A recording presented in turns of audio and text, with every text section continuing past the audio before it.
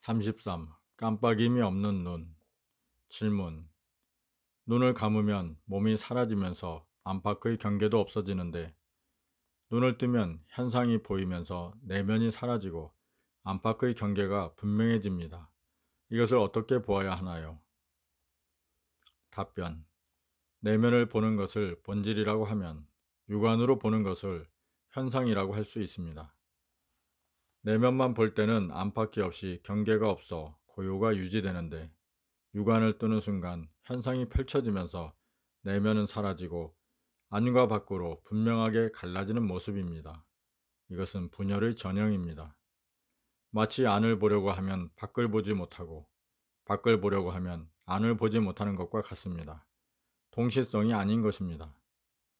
내면을 보면서 육안으로 현상을 봄이 동시가 되고 육안으로 현상을 보면서도 내면을 봄이 동시가 되는 것이 합일입니다. 긍정적으로 살려서 보면 육안의 눈을 감을 때를 본질이라고 보아 안과 밖이 사라진 몸을 나라고 여기지 않는 고요만이 존재하는 상태라고 할 수도 있습니다.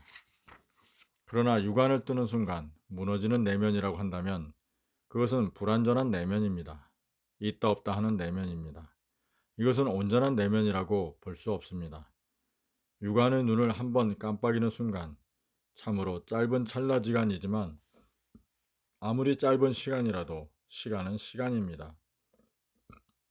무시간성인 공간성이 아닙니다. 들고 남이 있는 것입니다. 끊어짐이 있는 것입니다. 이것은 영성이 아니고 물성입니다. 내면은 실제로 있다 없다 하지 않습니다. 눈을 깜빡이는 찰나지간이라도 사라지는 법이 없습니다. 그래서 항상이라고 합니다. 그래서 항존이라고 합니다.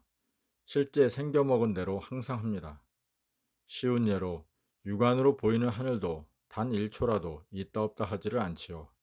깜빡깜빡 떴다 감았다가 없습니다. 사람한테나 떴다 감았다 하는 시간이 짧은 시간으로 여겨지지 무시간성에 비하면 단 1초도 굉장히 긴 시간이라고 할 수 있습니다. 그 눈 한 번 깜빡이는 찰나지간에 의식이 무의식에 떨어집니다. 잠에 떨어집니다. 꿈에 떨어집니다. 내면의 눈은 한 번 뜨면 영원히 감겨지지 않는 눈입니다. 이 항존하는 내면의 눈이 떠지면 항상 바탕으로 존재합니다. 그 바탕이 거울이 되어 육안으로 보이는 현상이 펼쳐집니다. 두두물물 형형색색이 신비하게 보입니다. 마치 거울 속에 비춰지는 형상들처럼 고요와 움직임이 본질과 현상이 동시에 공존합니다. 우선 내면이 확고하게 복원되고 보면 흔들리지 않는 부동임을 봅니다. 그러고 나면 육안의 눈이 깜빡여도 상관없습니다. 깜빡임이 없는 시만이 항존하기에 마음 놓고 깜빡여도 됩니다.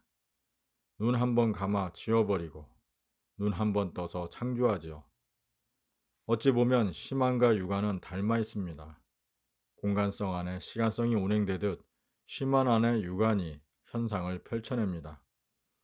시만과 육안이 다르되 다르지 않게도 보입니다.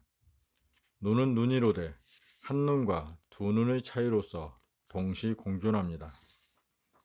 항존하는 눈과 깜빡이는 눈으로서 각자 역할을 다하고 있습니다.